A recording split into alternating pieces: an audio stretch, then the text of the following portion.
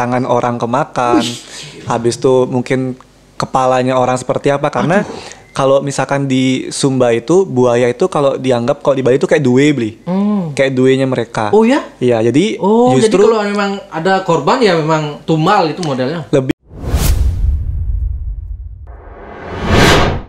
Selamat datang Ananda Priyantara gitu ya. Oi. Nama yang panjang sebenarnya. Bli. Panjang, nama lengkap mas siapa sih? Aku baca dah di berita kan. Gila. Panjang banget namanya ini. Cukup di KTP itu. Di KTP cukup, tapi kalau misalkan setiap buat ngurek UN itu nggak cukup. Bli. Oh gitu. Ya, akan ada siapa namamu itu? Nama panjang Bli.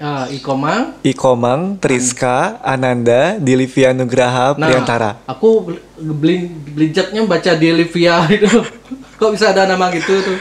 Apa artinya itu? Kalau orang tua, ibu dulu bilangnya kan, ya mungkin filosofinya banyak Bli ya. Intinya sih dibilangnya karena dulu lahirnya di Timur Leste Bli. Jadi dibilangnya sih anak ketiga anugerah dari Dili, gitu kone. Gitu. Oh, kamu lahir di Dili, Timor Leste. Di Timor Leste ya? Kok bisa di sana? Dulu orang tua tugas di situ Bli. Oh, tugas. Orang tuamu PNS? Iya, ASN dulu. ASN? Iya, habis itu karena jejak pendapat, kan kemarin Timur kan sebenarnya NKRI Bli. Nah, habis itu move, pindah dari Indonesia, habis itu dipilih dulu mau jadi warga negara Timor Leste apa balik ke Bali kayak gitu. Akhirnya keluarga milih balik ke Bali kayak gitu Bli. Berarti sejak usia berapa kamu tinggal di Bali? Dari baru bisa merangkak kayak Bli. Dari umur 5 tahun balita lah. Setahun Oh, Bli. setahun. Jadi tahun 99 2000-an itu udah pindah ke Bali. Oke.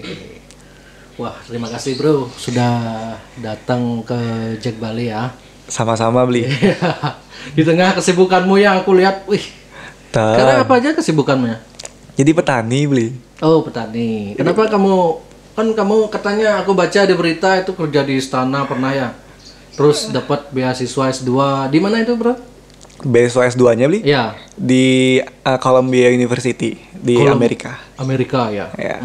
Itu beasiswa. Iya, beasiswa Jadi Bli. biaya kuliahnya itu ditanggung semua gitu. Semua biaya kuliah, living cost segala macamnya, dan kemarin tuh emang sebenarnya double degree gitu kan Bli. Jadi dapat 2 gelar sebenarnya, tapi ya itu Bli, life is choice, hidup dia pilihan kayak gitu. Jadi kemarin mutusin untuk ya ngayahnya di Bali kayak gitu Bli. Iya. Seperti itu. Itu dah yang aku masih pertanyakan sekarang, kenapa kamu memilih ke Bali? Oke, boleh saya jawab Bli? Apa yang pertimbangan paling kamu gini gitu? Ya, sebenarnya mungkin terdengarnya klise Bli ya. Nah, baru mulai udah serius-serius kita Bli. Jadi mungkin terdengarnya klise Bli, tapi ya kalau saya selalu bilang Bli bahwa kayaknya Bali itu udah banyak ngasih berkat dalam hidup saya Bli. Dalam artian ide sunan, Tuhan tuh memberikan banyak sekali berkat dalam hidup saya. Kayak keluarga dikasih yang harmonis gitu Bli. Lingkungan teman-teman sangat suportif. Nah, nggak ada waktunya lagi dalam diri saya tuh untuk kayak egois gitu Bli. Nah, ketika dulu juga saya sering keliling Indonesia, keliling daerah-daerah, bantu misalkan Papua, Sumba segala macamnya, tapi saya justru sangat minim ke Bali gitu Bli. Nah, karena sekarang ya seperti kondisi saat ini Bli tuh Bli ya, Bali aja sampai sekarang masih defisit Bli. Jadi dulu karena saya juga waktu di Jakarta saya banyak megang data Bli, dan akhirnya saya mikir bahwa oke, this is the right time buat ngayah, buat balik ke Bali. Walaupun pada waktu itu sebenarnya pastilah kita namanya anak muda pingin mengembangkan karir gitu kan Bli, pingin fokus dalam diri sendiri, tapi ya udah Bli, waktu itu sempat bertapa lah dulu Bli ya, beberapa lama itu untuk memutuskan keputusan, tapi ya udah akhirnya Nasica juga untuk balik ke Bali. Jadi apapun yang waktu itu saya bisa lakukan, ya udah sebisa saya lakukan untuk Pulau Dewata kayak gitu Bli. Kapan tepatnya kamu balik ke Bali itu? Kemarin itu saya balik ke Bali bulan Maret tahun lalu Bli, 2020. Maret tahun lalu. Oh, pas awal-awal Covid itu ya? Awal-awal Covid. Jadi waktu itu saya balik itu kalau nggak salah sebelum nyepi Bli. Oh, sebelum nyepi. Sebelum nyepi. Jadi dulu orang tua, ibu dulu bilang, "Dek, harus balik nih, kayaknya ntar bandara gimana gitu kan beli. Mending safety aja di Bali dulu kayak gitu. Nah akhirnya juga waktu itu kan saya sama sekali nggak ada kepikiran untuk balik ke Bali sebenarnya beli. Maksudnya untuk kerja, untuk berkarir di Bali itu belum ada kepikiran beli. Tapi balik ke Bali khusus emang mau ketemu keluarga. Biar karena waktu itu saya udah tahu bakal kayaknya setelah ini saya bakal lanjut mau S2, mau lanjut untuk karir kayak gitu beli. Tapi ya udah tiba-tiba malahan saya betah di Bali beli. Diam di Bali malahan seperti itu. Oke. Apa karena kamu takut nggak waktu itu dulu nggak bisa apa namanya itu udah terbang ke Bali kemudian keluar gitu kamu memutuskan ini apa emang panggilan hati itu gini? Memang lebih ke panggilan hati sih kayaknya. Hati, ya karena kayak tadi saya bilang beli bahwa kayaknya waktunya saya sekarang ayah gitu beli waktu yang ayah, tapi saya masih muda juga beli ya, saya masih YOLO lah. Tapi maksud dalam artian usia kamu berapa sekarang bro? Masih tebak beli usia saya berapa kira-kira. Tapi aku heran loh tadi, makanya aku kemarin panggil kamu beli kan kalian orang usianya muda tapi muka tua banget nih. Itu udah beli kamu kebanyakan bergaul sama yang gini-gini gak? Pejabat gitu ya. Makanya sekarang saya balik ke Bali ini saya balik lagi beli ya berusaha buat nongkrong sama teman-teman. Gitu. Berusaha buat kalau orang-orang selalu bilang kan teman-teman nan hidup tuh YOLO nan. YOLO nan jalanin genan kayak gitu tapi kan ya ada hal-hal yang saya pertimbangkan ke beli ya. Namanya juga masih muda harus have fun juga kan beli. Tapi kita juga harus punya visi, punya target kita mau seperti apa sebenarnya ke depannya kayak gitu sih. Tapi saya masih umur 23 beli. Iya. Tapi umur 23 sama kayak gini ya. Kalau orang baru lihat tuh kita kayak sebaya gitu loh. Berarti antara beli Erwin yang lebih muda ada yang lebih tua gitu kan. Aduh. Tapi aku salut juga bro, kamu waktu galang dana jembatan di mana namanya? Di Sumba beli. Sumba itu ya. Apa nama tempatnya? Itu tempatnya namanya desanya tuh Kiri Tanah beli. Tapi itu di Sumba Timur. Lambanapu gitu ya? Itu Lambanapu itu desa atau Lambanapu itu sebenarnya nama daerah tapi nama gitu juga beli, nama sungai. Nama sungai yang di Lambanapu kayak gitu beli. Nah, waktu itu kamu tahun 2000 berapa ya? 2017 ya? 2017. Itu memang setelah kamu dengar ada berita bahwa itu sampai ada orang anak yang meninggal gara-gara dimakan buaya, benar itu? Anak meninggal, orang tua, banyak lah beli. Kalau misalkan sekarang beli Erwin mungkin cari di YouTube beli ya. Buaya Lambanapu keluar itu beli tangan orang kemakan. Habis itu mungkin kepalanya orang seperti apa karena kalau misalkan di Sumba itu buaya itu kalau dianggap kalau di Bali itu kayak duwe beli. Kayak duenya mereka. Oh ya? Iya, jadi jadi justru kalau memang ada korban ya memang tumal itu modelnya. Lebih ke leluhur mereka jadi gitu. Jadi makanya kemarin ada kan yang bilang kenapa nggak buayanya dibunuh gitu beli. Kenapa nggak buaya disingkirin. Nah, tapi itu emang duenya mereka gitu beli. Leluhurnya mereka. Kepercayaan. Memang keyakinan gitu modelnya. Keyakinan mereka beli. Jadi emang ya mungkin kalau saya ceritakan gitu beli ya, tapi kalau di YouTube tuh ada semua Pak beli. Cari aja buaya Lambanapu keluar semua dah, orang-orang kemakan segala macamnya itu gede-gede beli. Kayak terus, gitu. Apa yang membuat kamu tiba-tiba tergerak ke sana terus pengen galang donasi itu? Jadi ceritanya gimana? Iya. Sebenarnya ya itu juga kayaknya perjalanan yang di atas juga gitu beli ya. Yang waktu itu masih 2017, itu umur berapa? Masih beli? SMA ya? Enggak, masih udah baru kuliah beli. Baru kuliah di Jakarta.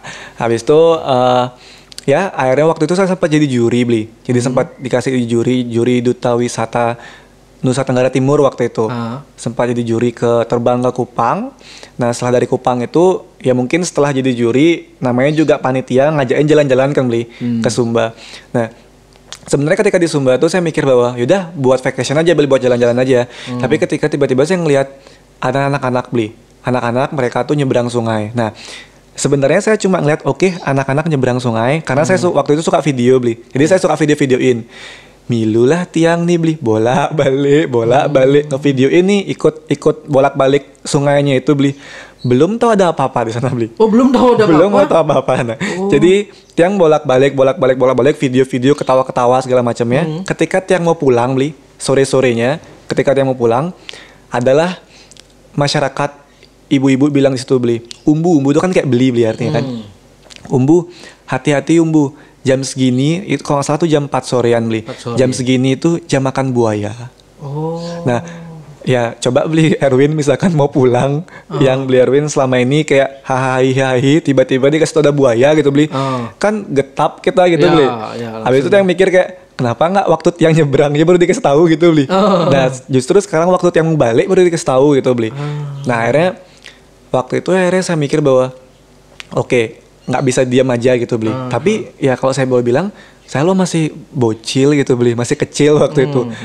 Pacing lah gitu beli, uang nggak punya, power juga nggak punya gitu beli. Waktu itu kamu udah di sana? Belum, masih kuliah itu beli, masih semester 2 kalau nggak salah itu beli. Nah habis itu tapi saya suka video-video gitu beli, tapi nggak bisa Adobe Premiere, nggak bisa segala macam beli.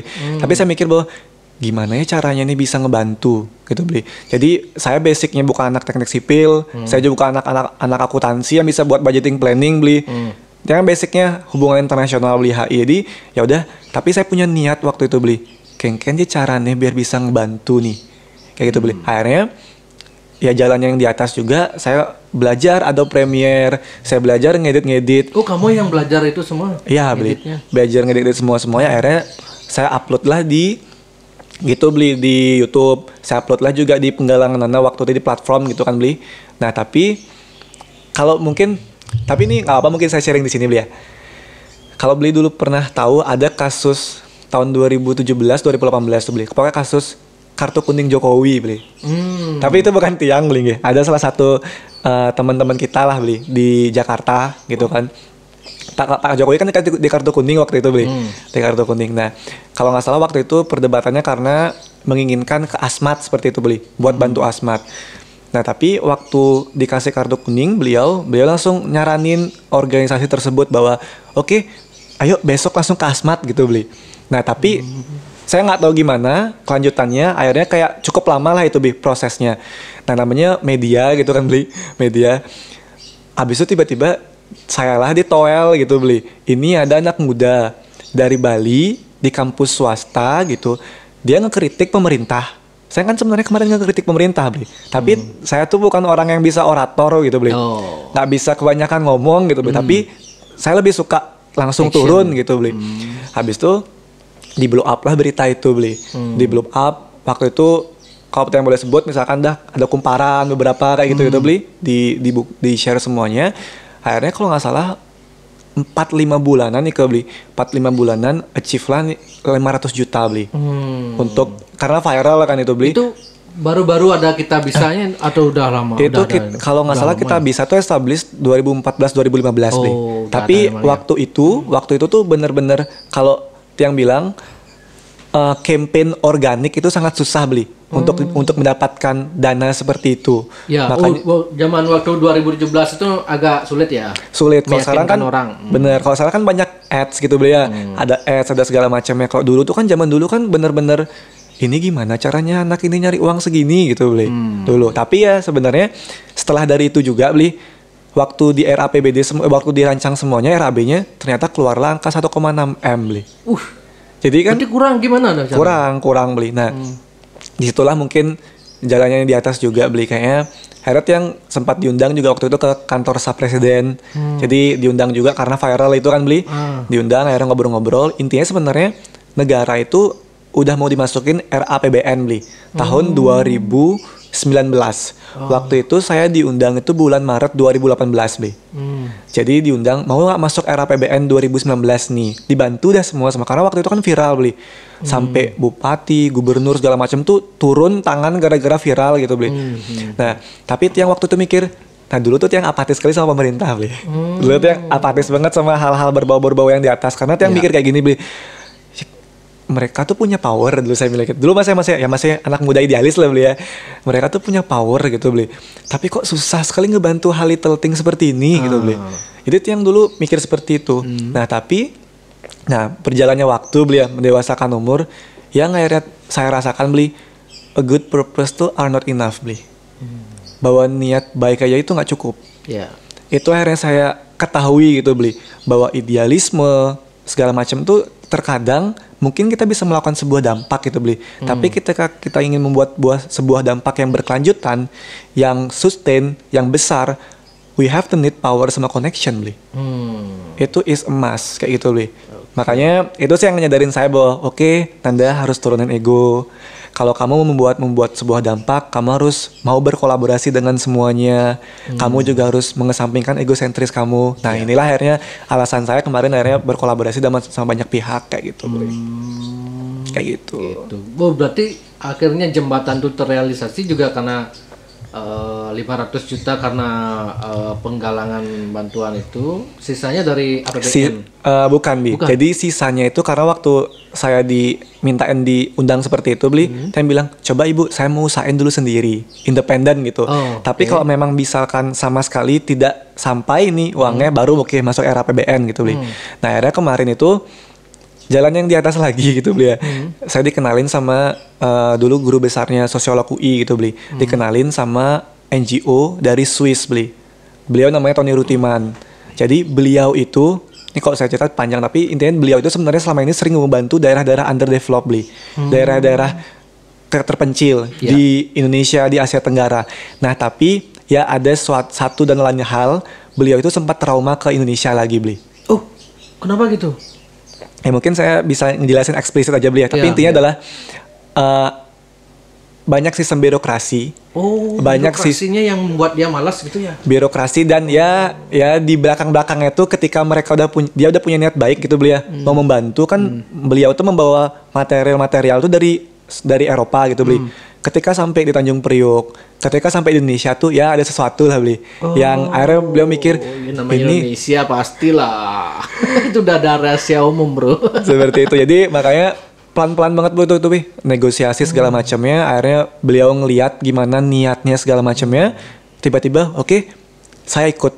Akhirnya kemarin itu kalau saya boleh bilang, beliau justru banyak banget ngebantu beli.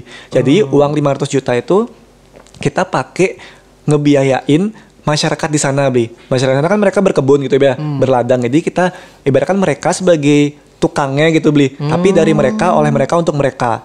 Jadi kita mau adalah ketika membangun jembatan ini, warga di sini kita bangun jembatan ya. Tapi kita bukan dari orang luar ya, tapi masyarakat ini yang punya. Kayak gitu. Jadi masyarakatnya gotong royong yang juga ikut bekerja membangun itu. Kemudian dia dapat digaji gitu ya? Iya beli. Jadi mereka kalau nggak salah 2 minggu itu mereka meninggalkan ladang mereka beli. Jadi kita berikan mereka insentif juga. Berarti pembangunannya selama 2 minggu aja? Pembangunannya itu kalau nggak salah itu peletakan batu pertama di bulan Juli 2018 beli. Astungkare akhirnya kemarin akhirnya terbangun itu pas Valentine tanggal 14 Februari 2019 beli. Itu ya? Hampir setahun lah kira-kira kayak gitu. Kayak gitu beli. Berarti bukan dari APBN ya? Bukan, tapi setelah ini, waktu itu kan akhirnya saya nyadar beli bahwa itu saya bilang bahwa saya nggak boleh sendiri saja gitu beli. Akhirnya waktu itu pemerintah datang juga, segala macam datang juga. Kan pada akhirnya saya tuh pengen membuat sesuatu yang legacy beli. Legasinya ada. Nah nantinya pemerintah itu sekarang kalau saya boleh bilang jembatan tersebut adalah masuk di inventarisnya pemerintah Pemda Sumba Timur beli. Jadi biar nantinya itu ketika ada pemeliharaan, maintenance itu masuk ke RAPBD. Seperti itu. Karena itu kan jembatan buat mereka juga beli. Nggak ada. Kalau saya punya interest tersendiri gitu beli ya. Yang ngapain saya buat di Sumba kayak gitu. Kamu berapa orang yang rutin hampir setiap hari nyebrang itu? Nyebrangnya itu berapa orang? Kalau yang bilang sebenarnya kan kakak di situ itu nggak terlalu banyak beli. Kakak di situ hampir ratusan tapi dibilang. Tapi kalau dibilang seberapa impactfulnya beli ya, seberapa dampaknya, mungkin kalau itu selalu yang bilang saya selalu kayak merinding beli. Karena ketika bangun jembatan tersebut, anak-anak di sana mereka setiap hari bisa lewat situ beli. Karena selama ini mereka lewatin lembah, bahkan 10 km mereka jalan tuh beli. Untuk menghindari jembatan itu. Untuk muterin sungainya itu ya. Jadi tapi mereka di videomu kan ada yang nekat nyebrang itu. Iya. Ada yang nekat beli. Jadi kalau misalkan sekarang musim hujan nih beli ya, bulan-bulan November sampai Januari ini. Musim hujan banjir itu ya. Mereka nggak sekolah beli. Jadi sampai sebulan itu mereka nggak sekolah. Karena kan airnya naik sangat tinggi beli. Iya, iya. Jadi mereka nggak sekolah. Jadi tapi hal yang akhirnya saya sadari waktu itu beli bangun jembatan itu, saya kan waktu itu membangun jembatan untuk anak-anak bisa sekolah, untuk masyarakat bisa lewat sana berkebun, nggak perlu takut buaya gitu beli. Tapi hal unexpected dan surprise yang saya rasakan adalah ketika kemarin pembangunan jembatan tersebut, akhirnya jembatan tersebut bisa menjadi ikon beli. Ikon pariwisata di desa tersebut. Oh ya? Akhirnya Karena jembatan dibuat menarik itu. Bener. Habis itu karena kayak simbolisasi itu kayak gotong royong gitu loh, Bli. Habis itu jembatan tersebut karena ada terbangunnya jembatan tersebut, akhirnya desa di situ tuh mulai dilirik sama pemerintah gitu, Bli. Aksesnya diperbaiki. Habis itu dibuatin rumah desa tenun di sana gitu, Bli. Jadi yang saya rasa bahwa ketika kita membuat sebuah trigger, Bli, sebuah pemicu, akhirnya banyak aspek kok akan masuk, Bli. Nah itu saya belajar kemarin banyak di Bali, Bli. Kan di Bali itu kalau kita bilang pariwisata, potensi wisata segala macam mungkin masih bagusan Lombok atau NTT, tapi orang Bali itu kan kreatif, Bli. Misalkan dulu Blue Point mungkin nggak ada gitu kan, Bli. Virgin Beach nggak ada. Apa Labuan Sayur segala macam nggak ada gitu, Bli. Tapi ketika di-viralin, ketika dibuatin icon, akhirnya pemerintah attention, Bli. Pemerintah melihat situ. Makanya yang selalu bilang bahwa anak-anak muda boleh kita ngekritik, tapi become a trigger. Jadilah kita pemicu dulu. Karena ini bukan terjadi di Indonesia aja, Bli, tapi di seluruh dunia. Namanya juga pemerintah kan punya limitasi gitu, Bli, ya, untuk melihat semua di bawah-bawah. Ya kalau kita mau di attention, mau dilihat, kita harus buat trigger dulu, buat pemicu dulu gitu, Bli. Apa yang pernah kita buat. Setelah itu kita bisa jadi mitranya mereka untuk berkolaborasi menciptakan sebuah dampak gitu, Bli. Tuh. Hampura, Bli, panjang-panjang ngomongnya. Mantap, bro. Gue salut sama lo. Wah, gue bahasa kayak orang Jakarta. Kenapa kamu memilih kuliah di Jakarta? Kan dulu SMA SMP kamu di Bali ya? Ya. Saya SMP di SMP 4, Bli. Depan Loa gitu kan. Tapi sekarang Loa-nya udah nggak ada kayak, Bli, ya. Depan Loa. Abis itu SMA di Sisma, Bli. Di SMA 7 Denpasar. Ya, terus di kuliahnya di universitas apa? Di Presiden University namanya. Oh, Presiden. Iya. Itu cita-citamu jadi presiden? Presiden buat keluarga dulu, ya. Buat keluarga dulu. Tapi ada sempat kepikiran ke sana ya? Belum tahu lah, Bli. Lihat ke depan seperti apa aja. Tapi maksudnya kenapa milih situ sebenarnya yang itu dulu punya usaha, Bli. Buat martabak dulu di Bali. Segala macamnya 2015 2016 lah. Habis itu udah namanya umur 17 tahun dulu, waktu itu udah punya uang gitu, Bli, buat ngembangin martabak kekinian dulu, Bli, zaman-zaman dulu kan. Udah megang uang lumayan banyak, tapi orang tua ada waktu itu, Bli, yang disangkepin di rumah, Dek, pergi harus. Nah, kamu kuliah di Unut waktu itu, Bli. Kuliah di Unut. Pergi harus. Uang bisa dicari, dibilang gitu, Bli. Uang bisa dicari, tapi at least jangan jadi raja di daerah sendiri, dibilang gitu. Pergi jauh-jauh, belajar jauh-jauh, tapi ketika emang mau balik lagi ke Bali, balik dah ke Bali. Tapi jangan hanya di Bali saja dulu kalau bisa gitu, Bli. Makanya kemarin disuruh pokoknya harus keluar gitu, Bli. Tapi benar-benar di Jakarta tuh ngebangun, ngedidik dan nge-create semuanya sih dalam diri saya. Nah, gitu, itu udah aku lihat kamu kan sosok yang sosial lah jiwanya ya. Itu dididik karena pergaulan waktu kamu mahasiswa kah, atau SMP kah, SD, SMA kah, atau keseluruhan dari itu keluarga juga kayak gitu? Iya, saya selalu sadar sih sebenarnya fundamental yang paling pertama adalah keluarga gitu, Bli, ya. Tapi yang saya selalu bilang dimanapun, Bli, hal yang paling mempengaruhi diri kita, yang pertama menurut saya adalah lingkungan, Bli. Lingkungan. Habis lingkungan, kalau menurut saya, Bli, ya, habis lingkungan, habis itu adalah diri sendiri, baru keluarga. Kalau saya pribadi, Bli, ya, karena analoginya adalah kalau air buta, Bli, masuk ke air jernih, pasti air buta jadi air jernih kan, Bli. Kalau air jernih juga masuk ke air buta, pasti air jernihnya jadi air buta juga, Bli. Jadi se-influence itu, Bli, pengaruh lingkungan gitu, Bli. Nah, makanya Tiang dulu banyak banget punya teman-teman yang bilang misalkan sorry to say orang tuanya broken seperti apa, Bli. Tapi saya juga banyak punya teman di Jakarta bahwa ketika orang tuanya ada family matters gitu, Bli, ya, mereka tuh sebenarnya punya dua opsi, Bli. Go up apa give up. Nah, justru saya banyak banget punya teman-teman yang mereka punya panggilan, Bli, punya trigger karena masalah internalnya mereka. Justru mereka tuh jauh lebih tinggi, Bli, kayak ketapel, Bli. Jatuh tapi naiknya tuh tinggi banget. Nah, tadi kan life is choice beli. Hidup tuh pilihan, kita mau seperti apa. Iya, betul. Jadi yang banyak ngebentuk saya sebenarnya lingkungan beli. Karena waktu SMP tuh saya dulu bandel kok beli, suka bolos dulu SMP, suka main point blank segala macamnya. Tapi ketika waktu itu sempat jadi ketua OSIS di SMP 4. Jadi nggak mungkin lah saya jadi ketua OSIS tapi saya beler gitu loh beli. Oh, waktu sejak SMP berarti kamu memang suka berorganisasi gitu ya? Ya, SMP dulu saya diamanahin ketua OSIS, di SMA 7 juga ketua OSIS kayak gitu beli. Kayak gitu. Oke. Waktu kuliah? Waktu kuliah nggak ikut organisasi beli, karena waktu itu saya mikir bahwa oke, Nanda, kamu anak daerah, kamu ke Jakarta sekarang, oke, is clear enough, kamu organisasi di Bali gitu beli. Nah di Jakarta tuh kan kayak gulanya segala macam ada di sana. Iya. Jadi saya mikir bahwa oke, waktunya saya cuma waktu 3 tahun ini, gimana cara saya bisa dapatkan relasi, koneksi di sini semuanya. Makanya saya kemarin nempa diri kali beli, jadi sales, jadi tukang ojek, jadi segala macam. Jadi saya rasain banyak hal gitu lebih. Biar saya sebagai cowok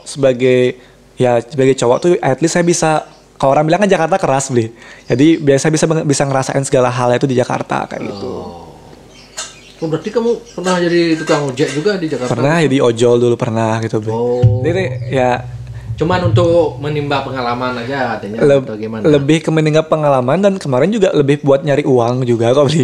Buat nyari uang. Tapi memang kalau saya boleh bilang waktu itu akhirnya di akhir-akhir waktu saya jadi Gojek tuh ya orang tua kaget juga kan itu kan beli.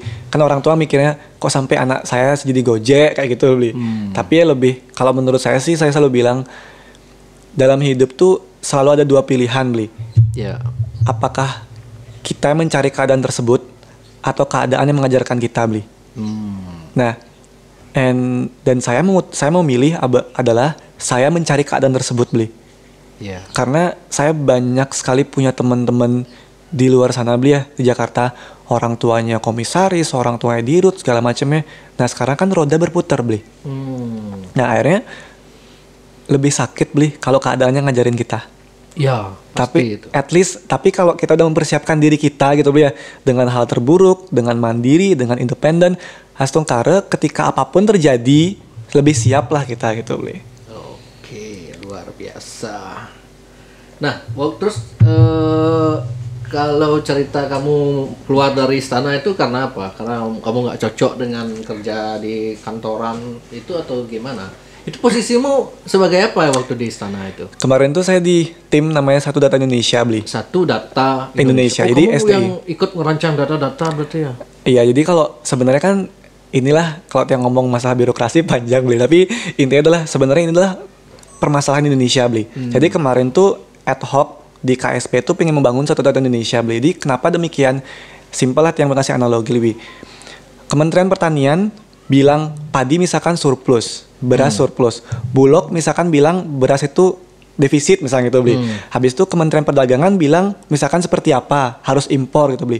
Nah, bagaimana kita sebagai pemimpin kita bisa mengambil kebijakan beli ketika kementerian lembaga kita memiliki perbedaan perspektif dan perbedaan data beli. Nah, itu sebenarnya masalah yang sangat complicated di Indonesia beli. Coba misalkan data BPS beli. Itu kan sangat-sangat, ya kalau kita bilang sangat-sangat susah lah digeneralisir gitu beli. Makanya kemarin kita di situ tuh untuk nge-create bahwa KL, Kementerian Lembaga tuh bisa satu pintu beli. One Data Initiative, semua tuh melihat satu rujukan ketika mengambil kebijakan gitu beli. Jadi waktu itu saya di tim analis kebijakan publiknya itu di SDI Kantor Staf Presiden seperti itu. Terus apa aja pengalamanmu selama berapa tahun di sana? Setahun? Itu saya awalnya tuh kan bener-bener di-create tuh project beli ya. Karena waktu itu saya sempat bangun jembatan segala macamnya. Habis itu tariklah lagi di situ kurang lebih itu hampir sampai setahun beli di situ. Nah akhirnya sebenarnya kalau yang bilang, makanya waktu itu sempat kan ada demo mahasiswa gitu kan beli di luar gitu. Saya selalu mikir bahwa orang-orang di dalam itu sangat-sangat baik kok sebenarnya beli. Mereka juga mikir bahwa saya tuh pengen ngelakuin sesuatu, pengen lo denger kalian juga. Tapi kan ya banyak lah gitu loh ya, banyak ada hal-hal. Aku denger bukan gini sih ya, karena ini isu kan di istana juga ada kubu-kubuan dan lain-lain gitu kan. Oh, kubu ini gitu. Benar nggak kayak gitu? Itu yang membuat kamu malas atau termasuk yang membuat kamu malas atau gimana? Mungkin ya. Ya, Ya begitulah, gitu. tapi lebih kayak gini sih, Bi. Tapi lebih ya namanya juga ya people is change gitu beli ya. Pasti akan ada masing-masing interest kan beli. Dan apalagi ya namanya per tahun itu makin banyak lagi kepentingan seperti itu beli. Tapi yang selama ini saya jalankan di sana, kalau saya boleh bilang beli, bukannya karena saya pernah di situ gitu beli ya, tapi banyak sekali kebijakan-kebijakan yang sedang dipersiapkan untuk jangka panjang beli. Jangka panjang. Untuk long term. Kebijakan apa nih maksudnya? Misalkan kemarin kita ngebentuk namanya manajemen talenta nasional beli. Jadi kalau beli tahu, kalau di luar negeri gitu beli ya, bahkan Malaysia itu mereka punya blueprint beli. Nah Indonesia ya saya nggak mau banyak ngomong lah ini ya beli, tapi intinya dalam artian kalau di Malaysia tuh mereka punya blueprint. Contoh kita ini mau jadi 2045 tuh kita mau jadi negara apa sih? Misalkan kayak Korea Selatan negara teknologi gitu beli. Bagaimana cara mereka pengembangan dari K-popnya mereka. Habis itu misalkan 2030 tuh Indonesia tuh pengen juara Olimpiade tuh di cabang apa sih? Jadi kita udah ngeset gitu loh. Udah ada blueprintnya. Sebenarnya seperti itu. 2000 berapa itu? Itu dirancang sebenarnya sampai 2045 beli. Nah, jadi kemarin itu dirancang MTN itu untuk mengumpulkan anak-anak muda, orang-orang kredibel di Indonesia yang selama ini tersebar di seluruh dunia beli. Jadi diasporanya beli. Jadi yang selama ini mereka mungkin kerja di Microsoft, di Google gitu beli. Nah mereka kan sebenarnya pingin mengabdi gitu beli. Mereka punya ilmu nih, tapi nggak ada platform beli. Nggak ada wadah ketika mereka balik ke sini itu mereka nggak diorganisir gitu beli. Nah kemarin akhirnya diinisiasilah mode itu gitu beli. Banyak sekali sih sebenarnya program-program di dalam sana yang punya visi yang sebenarnya besar, at least membuat sebuah pondasi beli. Jadi ketika nanti pun presiden berganti, pemerintah berganti, udah punya pondasinya gitu beli. Kayak gitu. Oh berarti apa nih untuk jangka 5 tahun dulu lah yang terdekat, bocoran apa yang paling kira-kira akan ada di Indonesia ini, khususnya di Bali ya? Ya. Kamu tahu nggak? Kalau sebenarnya kemarin itu kan saya megang daerah 3T beli ya, terdepan, terluar, tertinggal. Jadi sebenarnya ya dibilang yang udah sangat terjadi adalah ibu kota baru beli. Ibu kota baru tuh dirancang. Tapi kan kemarin kita unexpected karena pandemi gitu beli ya. Tapi tetap akan dirancang gitu beli. Akan dirancang. Nah sebenarnya kalau untuk di Bali masih banyak tarik ulur beli. Masih banyak tarik ulur. Ya kalau saya boleh bilang tergantung juga sama siapapun nanti memegang gitu beli. Gitu. Karena ya itu maksudnya tarik ulur apanya nih? Tarik ulur kebijakan beli dan tarik ulur nanti proyeknya apa yang bisa dikembangkan, pembangunannya seperti apa. Karena misalkan kan kalau di sekarang dibilang inequality gitu ya, Bali Selatan sama Bali Utara gitu beli. Nah tapi bagaimana caranya? Apakah ketika misalkan kita membangun sesuatu proyek, suatu program di Bali Utara, apakah itu memang diperlukan oleh masyarakat di sana atau hanya untuk sebagai kepentingan saya di sana gitu loh beli. Nah inilah kadangkala harus benar-benar di riset dan benar-benar ditelaah sekali gitu loh beli. Iya, iya. Nah terus kamu ninggalin istana kemudian kuliahmu itu bukannya paradoks ya? Kamu di jembatan itu kamu ingin agar anak berpendidikan, terus kamu sendiri meninggalkan pendidikanmu. Tapi bagimu sekarang fokus di Bali lebih baik gitu ya? Kalau ada yang bilang pendidikan itu kan banyak hal ya. Pendidikan tuh turunnya adalah pengetahuan. Kalau orang bilang Bali kan yang paling mahal tuh sebenarnya adalah jenana kan beli. Pengetahuan yang paling mahal. Dan menurut yang juga banyak kok aspek-aspek yang kita bisa belajar di lapangan. Kayak gitu kan beli. Justru lebih banyak ilmu yang lebih lebih efektif sekarang kita belajar langsung kan di lapangan daripada. Bener. Kalau S2 itu jurusan apa rencananya waktu itu? Kemarin itu S2 itu jurusan kan dapat double degree itu beli ya. Jadi jurusan International Public Affairs beli sama Quantitative Methods. Jadi ya lebih ke political science gitu beli. Tapi sekarang sebenarnya ya itu saya bilang beli ya pada akhirnya yang di atas itu akan memberikan jalan lagi beli. Sebenarnya sekarang saya juga udah ngambil beasiswa juga beli. Tapi di Australia, Monash University. Jadi saya pun sekarang ngambil public policy juga, kebijakan public management. Bukannya di Indonesia udah ada Monash? Sekarang sudah ada. Sudah ada kan? Ya, jadi itulah kampus foreign campusnya di BSD beli di Bintaro kayak gitu. Karena biar saya nggak perlu berangkat keluar gitu kan beli. Jadi soalnya saya lagi megang gitu juga, megang perusahaan juga kayak gitu. Jadi at least saya nggak perlu keluar lebih jauh-jauh, tapi saya masih bisa di Indonesia untuk ngembangin bisnisnya kayak gitu beli. Aku lihat kamu sering edukasi soal pertanian kayak gitu itu.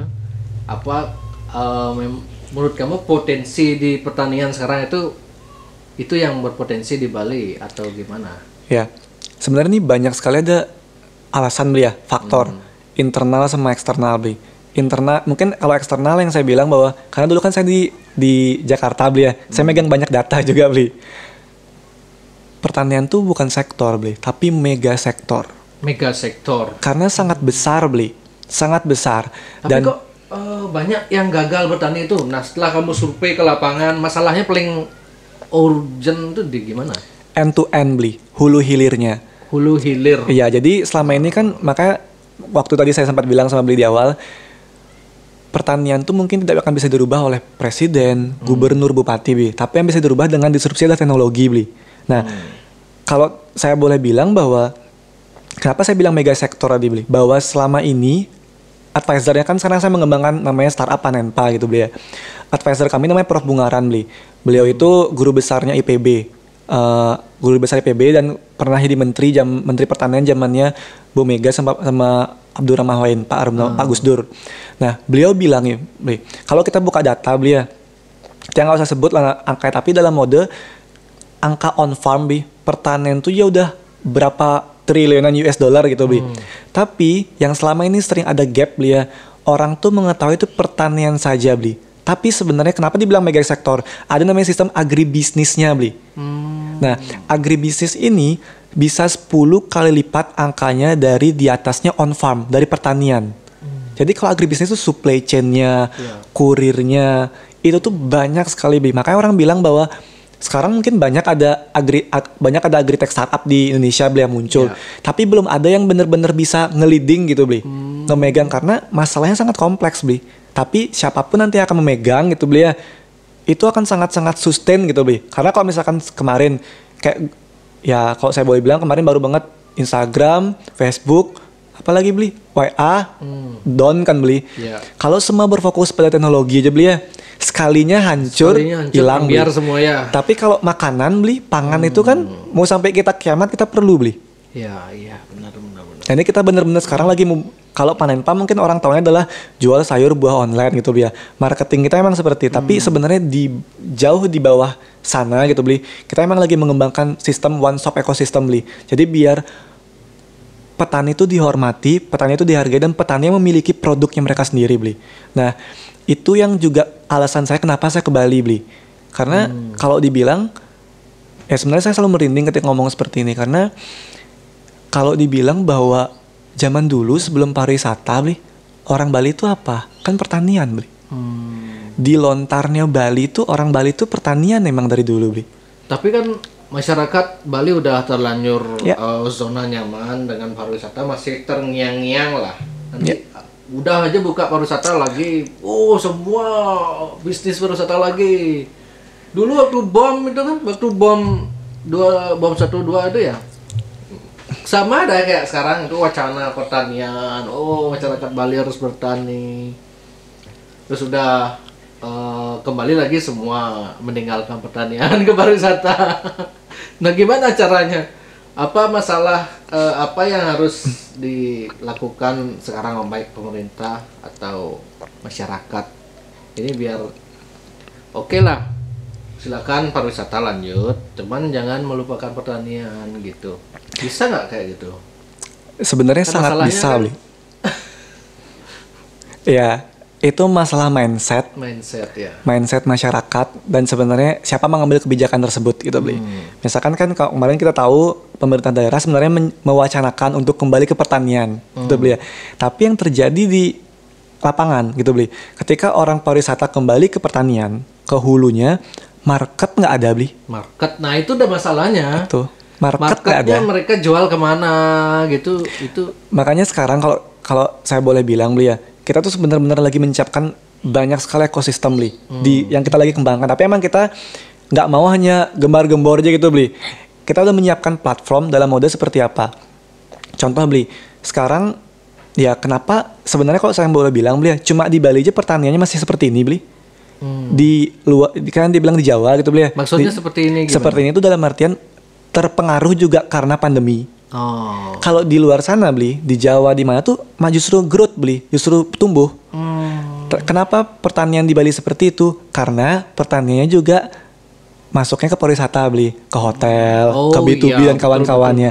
Jadi masih dalam mode seperti itu beli. Nah, kan aku dengar punya teman juga di Bedugul misalnya sayur, dia dulu disuplai dijualnya ke hotel-hotel gitu kan.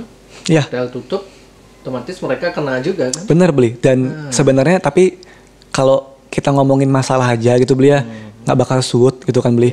Makanya akhirnya mungkin hikmah yang saya lihat adalah ketika kemarin saya ke masyarakat gitu beli, ke pertanian, jujur kalau yang bilang mereka sebenarnya petani itu udah sangat apatis beli dengan banyak perubahan dan inovasi. Karena apa? Ya saya juga nggak bisa nyalahin beli ya. Mungkin selama ini mereka udah sangat-sangat sering diberikan buayan atau apa gitu beli. Yang ketika saya datang pun kemudian nih gitu. Mau buat apa nih? Jadi mereka tuh pada akhirnya harus perlu contoh dulu beli. Makanya saya selalu bilang bahwa ketika di meja sama ketiga saya ngorte atau nginep di kebun itu beda obrolannya beli.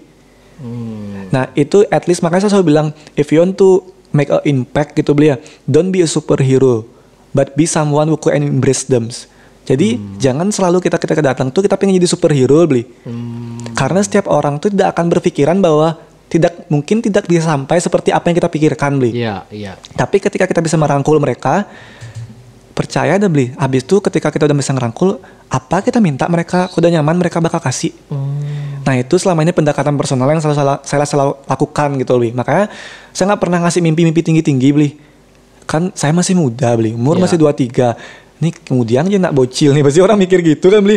Mau ngapainnya nih? Tapi kan pasti ditanya kan, Gus ngajin Pak Ibu kayaknya menggus apa bangunlah petani gini, kamu punya lahan gini juga? Enggak, sama sekali beli. Gimana belum cara lagi, kamu meyakinkan orang kalau kondisi kayak gitu? Belum lagi basic saya kan HI beli. Itu hubungan internasional. Sing nawang apa-apa nang pertanian beli. Kalau saya boleh bilang. Nah tapi yang saya selalu bilang bahwa itu tadi bilang, ketika saya selalu percaya beli, ketika kita punya niat tulus, itu pasti akan diberikan jalan beli. Itu saya selalu percaya. Dan apa yang saya lakukan beli, ya setungkara pengawi bahagia, saya punya track record beli. Makanya saya selalu bilang bahwa sama anak muda di Bali beli, boleh nakal gitu beli, boleh have fun, tapi kita harus punya citra gitu beli. Kita harus punya create value kita tuh ketika tahu beli Erwin tuh apa sih? Ketika Anda Priantara tuh apa sih? Karena tuh sangat matter sekali beli, sangat berpengaruh banget. Dan itu akhirnya itu menurut saya selalu bilang luck saya di situ beli, beruntung saya di situ. Ketika saya punya track record itu, ketika saya membangun track record itu bukan secara instan gitu beli, dari sempit yang bangun gitu. Langsung karena sekarang ketika saya ke Buleleng, ke Bedugul, kemana orang itu nganggep bahwa oh iya memang deserve dia ini, memang layak dia seperti ini karena dia bisa membuktikan apa yang dijalankan dari track recordnya seperti itu beli. Terus menurut kamu gimana nasib Bali ke depan pertanian pariwisata ini kalau kamu lihat? Ya, seperti yang saya bilang beli, sebenarnya sekarang tuh kita lagi menyiapkan banyak sekali aspek gitu beli ya. Ada namanya kalau orang mungkin paling simpel adalah B2C, business to customer, business to business, tapi sebenarnya yang paling kita sekarang lagi create value-nya adalah bagaimana petani itu bisa merasa bangga beli jadi petani. Karena setiap saya ke lahan beli ya, ke kebun, pasti banyak sekali petani, keluarga petani itu nggak anaknya jadi petani beli. Karena petani itu dianalogikan adalah kotor, kumel, megang cangkul gitu. Nah, oke lah, kan masyarakat yang awam terutama perlu yang konkret. Misalnya, saya punya lahan nih 1 hektar atau 10 are. Apa yang harus saya lakukan kalau saya mau jadi petani? Nah, gitu misalnya. Iya, simpelnya beli ya. Kemarin tuh terjadi tuh sebenarnya di Baturiti beli. Di Baturiti. Kemarin tuh petani salah tetapnya beli. Kita kan punya namanya kelompok petani namanya petani mapan, petani makmur panenpa gitu beli. Jadi kita create itu beli, grupnya itu ibaratkan mereka tuh bisa membuat produk hilirisasi beli. Nah, kalau tuh yang boleh bilang beli ya, karena pandemi inilah akhirnya pertanian atau semua sektor tuh jengah beli. Karena orang Bali kan terkenal gengsi beli. Iya, gengsinya tinggi kan. Artis-artis aja datang Biasa kan ya. Dulu mana ada orang Bali mau jualan makanan, sangat dikit dia. Ada mungkin tapi sangat dikit dulu. Kalau sekarang gengsi nggak bisa pakai apa-apa beli. Betul. Nah itu juga terjadi di pertanian gitu beli. Dulu orang itu mungkin kalau kita bilang di Baturiti, di Jati Kuning itu beli ya, terbiasa memegang uang ratusan juta berapa M untuk karena udah disuplai sama semua hotel gitu beli.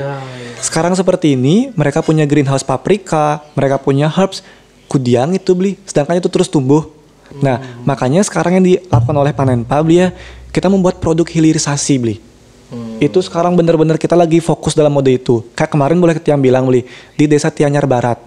Tapi emang basic Tiang terlalu sosial, makanya Tiang bilang bahwa untungnya Tiang punya partner bisnis beli ya. Maksudnya otak bisnis di Panenpa. Tapi Tiang selalu mikir ketika di Tianyar tuh gula lontar beli.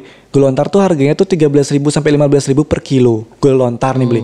Ketika Tiang kesana, Tiang bertanya bahwa Pak, tapi mohon maaf kalau Tiang share di sini beli ya. Beberapa oknum tuh dicampurin sama rinso sama daya beli. Gula lontarnya itu. Kok memang sengaja dia gitu?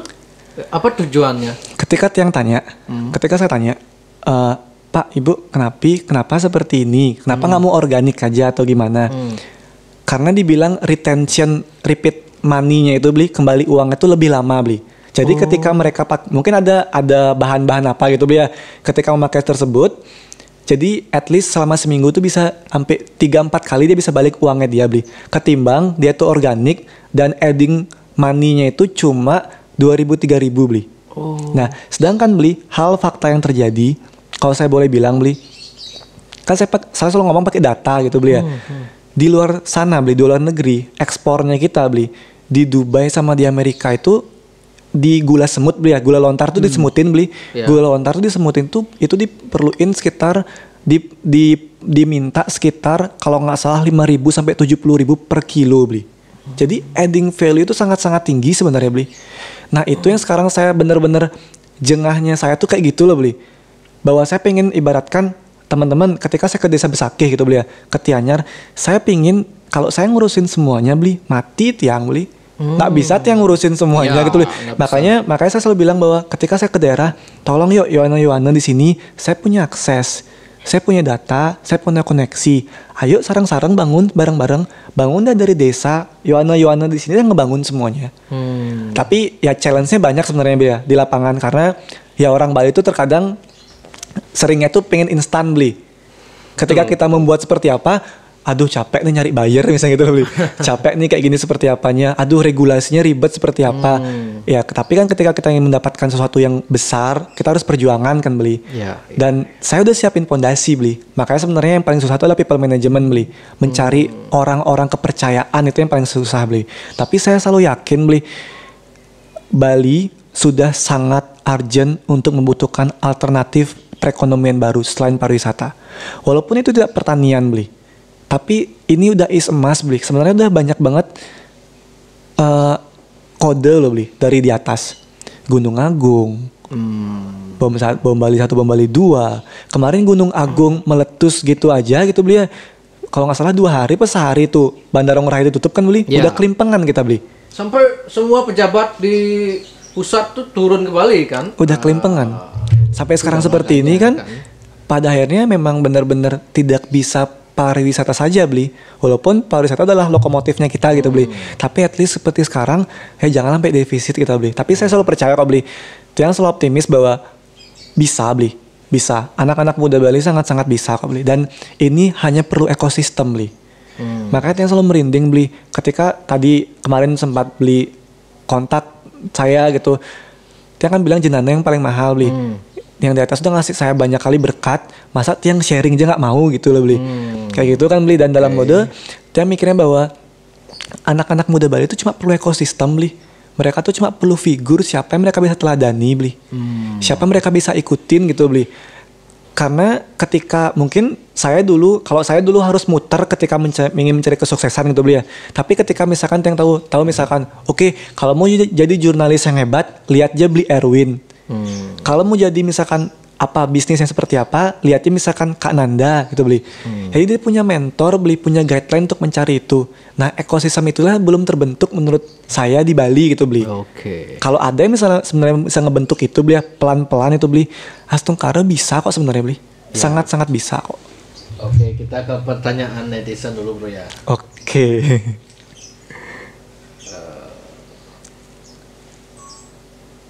Ada yang nanya beli ya? Ada.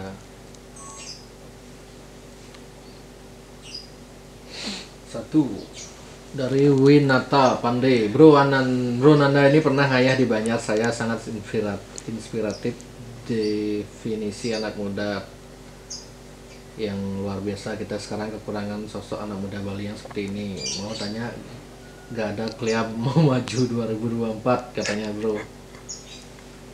Gimana bro? Ke 2024? Apa? Ada apa 2024? Ada pemilihan DPR gitu. Kamu ada niat ke sana? Mau fokus dulu sih kayak beli. Fokus di apa yang diberikan untuk saat ini gitu beli ya. Karena ya saya masih muda kali beli. Masih muda, tapi memang kalau saya boleh bilang beli, sepertinya saya udah dapat, kalau orang bilang ikigai beli. Udah dapat saya ikigai, value saya itu seperti apa beli. Karena memang saya senang sama masyarakat beli. Kayaknya happiness, kebahagiaan saya sama masyarakat beli. Tapi saya tahu kan kita cowok gitu beli ya. Pada akhirnya kita bakal punya keluarga, punya anak, punya istri. At least yang saya mau adalah saya bisa ngebangun dulu pondasi buat keluarga saya. Oh, kamu mau masuk jalur itu asalkan kamu sudah berkeluarga dulu. Tapi kan ada banyak politikus muda sekarang kan? Lebih bukan masuk jalur itu, tapi lebih kayak gitu sih, lebih maksudnya saya pengen settle dulu seperti itu beli. Okay. Tapi walaupun kalau orang bilang mapan tuh kan sangat jauh, apa sih definisi mapan tuh kan banyak sekali beli. Tapi at least anak istri nanti ke depan bisa hidup gitu beli, bisa hidup. Tapi waktunya saya ntar ketika saya mau ngayah, ketika saya mau masyarakat, ya udah. Saya tuh nggak bakal ganggu gitu beli, bahwa anak istri saya bisa tetap hidup dengan sedia kala gitu beli. Kalau kamu gerak-gerak di gerakan di luar eksekutif itu kan artinya agak sulit juga ya, terhalang, karena akan lebih mudah ketika kita memang ada di sistem kan. Menurut kamu gimana?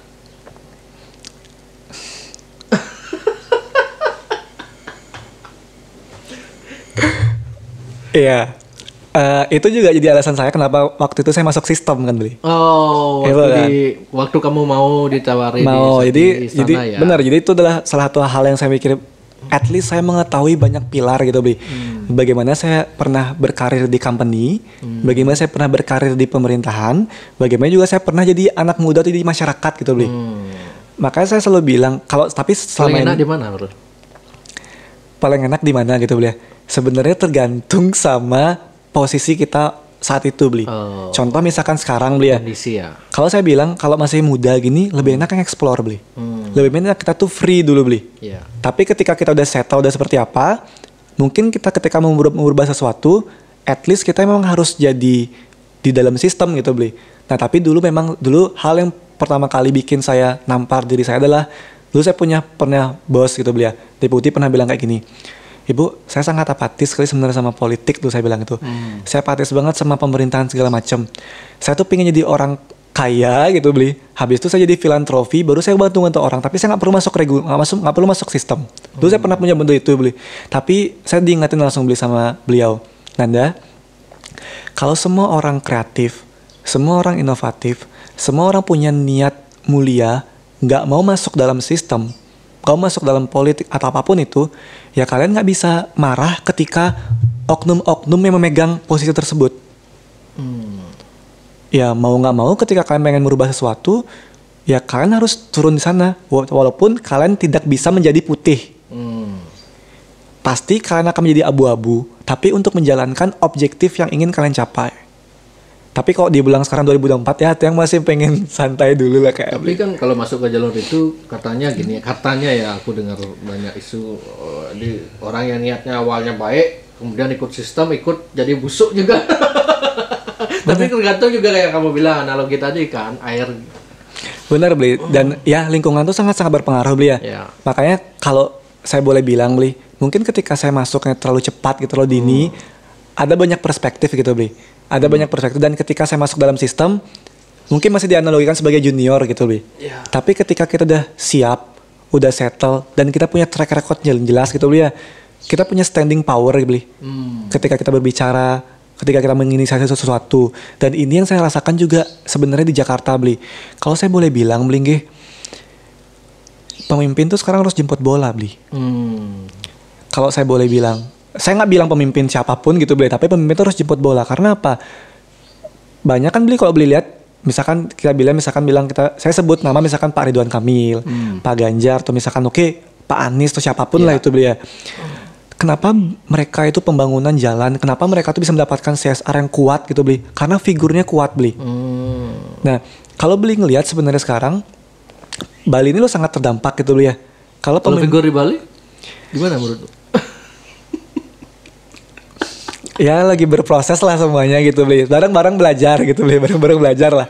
Tapi ya setiap figur pasti punya plus minusnya mungkin kayak gitu Bli ya. Tapi yang saya selalu bilang Bli, contoh misalkan kemarin Google, Amazon, apapun yang FMCG di luar Bli ya, mereka tuh sebenarnya punya kapital yang kuat kok Bli untuk ketika mereka ingin membuat sesuatu di daerah Bli.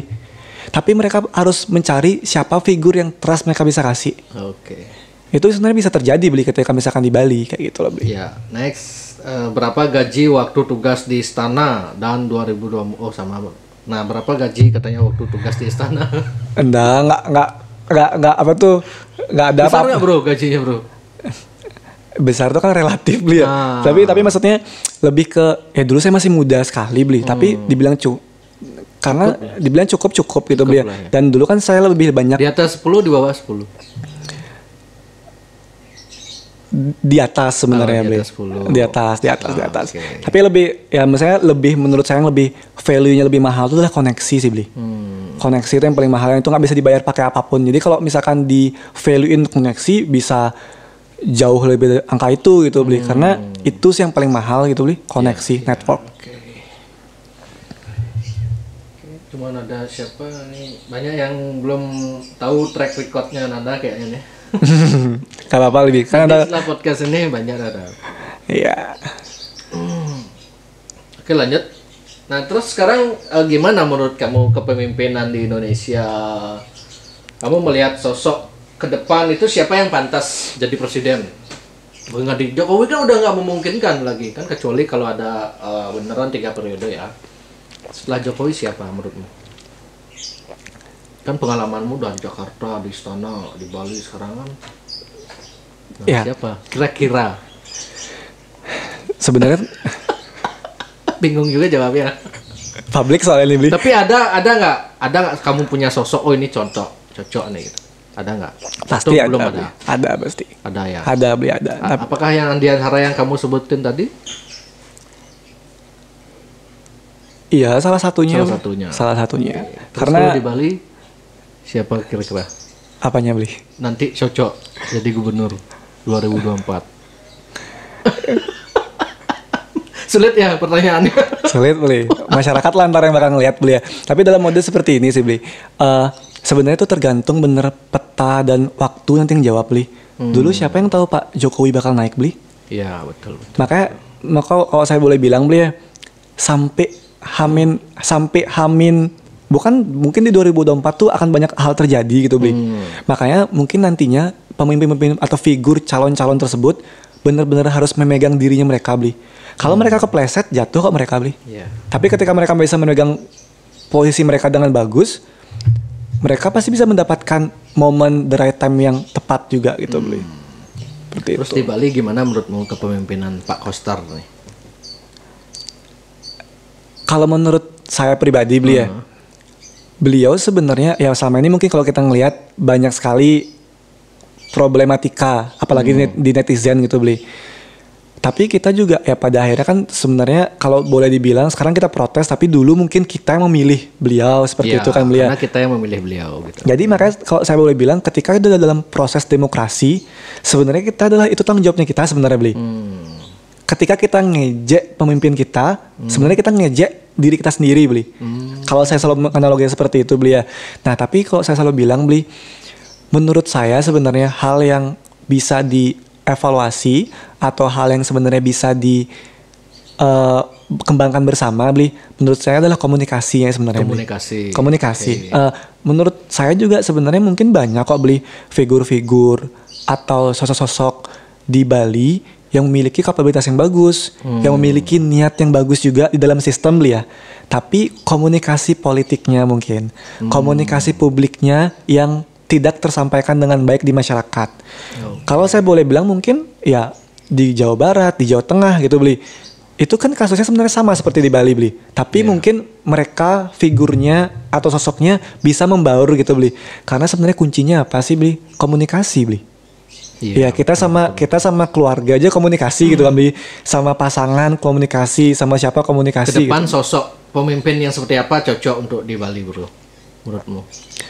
Kalau Tiang boleh bilang bahwa yang anak muda kah, yang muda kah, atau yang gimana kah? Yang sebenarnya yang bisa think global tapi act locally, Bli. Jadi berpikirannya tuh harus mindsetnya tuh harus besar, Bli.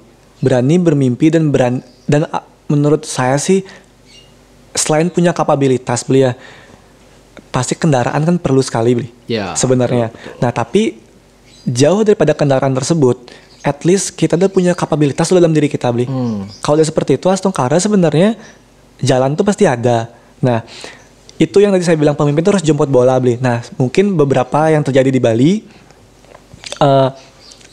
senior-senior kita, at least mau membuka diri untuk bisa nge-explore gitu intinya lebih. Dan kalau misalkan banyak nanti anak-anak muda turun, banyak nantinya nggak perlu anak muda sebenarnya, Ibu. Mau umur 40-50 tahun pun kalau emang settle, deserve, nggak apa-apa kok, Bli.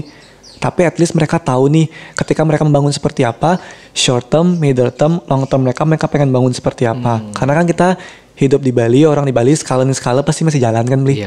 Itu sih benar-benar yang harus kita pikirin sekali gitu. Makanya saya selalu bilang bahwa think globally, act locally, Bli. Oke, Bro, terima kasih atas sharingnya, sangat menginspirasi sekali. Semoga ke depan Nanda terus untuk masyarakat ya. Kan aku lihat kamu jiwanya sosial banget ya. Tapi tidak melupakan juga ginimu kan, dirimu sendiri kan. Astungkara. Kamu punya pacar? Jangan lupa cari pacar. Punya ya pasti ya. Lagi proses memantaskan diri dulu, Bli. Oh belum, Kleh, jomblo kamu nih? Iya, jalanin dulu lah, Bli. Seperti apa lantar? Ganteng kok jomblo kamu. Jalanin dulu. Memantaskan diri lu seperti apa. Oke, Bro, terima kasih ya. Semoga kamu kedepannya sukses dan bisa apa yang kamu cita-citakan ke depan dimudahkan. Astungkara, makasih banyak, Bli. Dan semoga juga Jack Bali Tiang selalu senang, Bli, karena kayak independen dan sangat-sangat anti mainstream banget, Bli. Kalau ngembangin sebuah opini segala macamnya, dan semoga ke depannya sejak Bali, Bro, mau ngomong apa aja kamu terserah. Ya, Astungkara, Bli ya. Bantu-bantu Tiang ingetin juga kan, Bli, Erwin sama semuanya juga sebagai kakaknya Tiang kayak gitu. Ya, nanti kalau kamu ada gerakan bagus sosial yang memang butuh diviralin, tag aja Jack Bali. Siap. Aku terusin ya. Siap. Oke, Bro. Itu semua, banget. Bli, Erwin.